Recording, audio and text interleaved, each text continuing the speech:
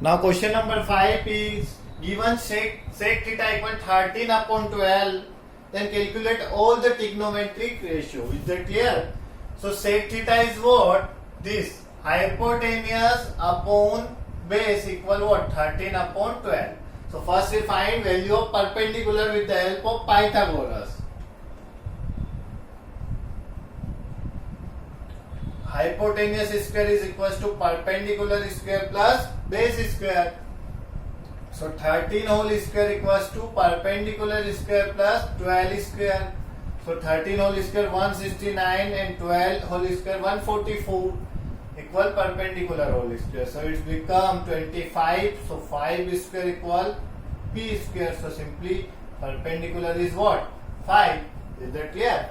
So now all remaining trigonometry ratio is what? Sin theta, cos theta, tan theta, cot theta and cosec theta, and sec theta is 13 upon 12. Okay. So sin theta is what? With the p upon h. So p is what? 5 and h is 13. Okay. Cos theta is what?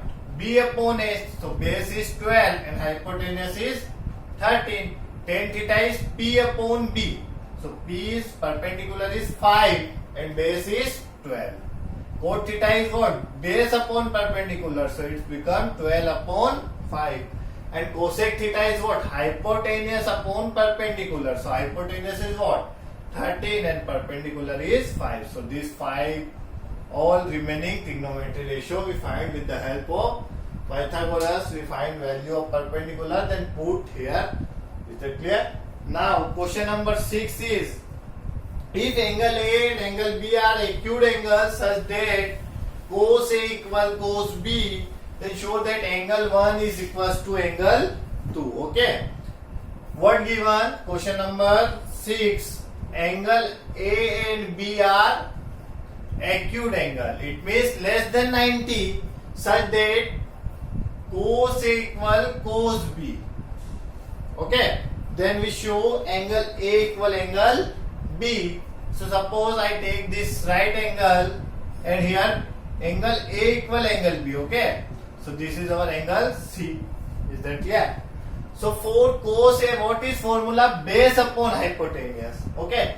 So for angle A, base is what? Base is this for angle A and hypotenuse is this, and this is perpendicular for angle A. So what? Base upon hypotenuse. So base is AC upon hypotenuse is AP. Is that clear? And for B, angle B, base is this. Is that clear? Base is, this is our perpendicular for angle B and base is this and a hypotenuse. So base is what? BC upon hypotenuse is what? AP. Is that clear? So AB to AB cancel out. So similarly AC equal BC. Is that clear?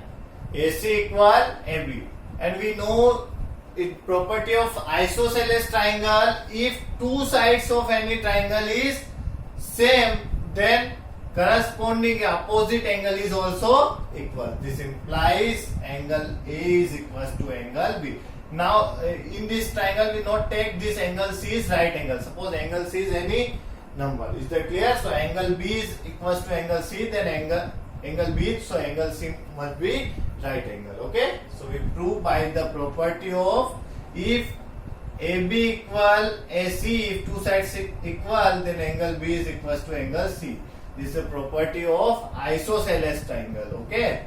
With the help of isosceles triangle we complete question number 6.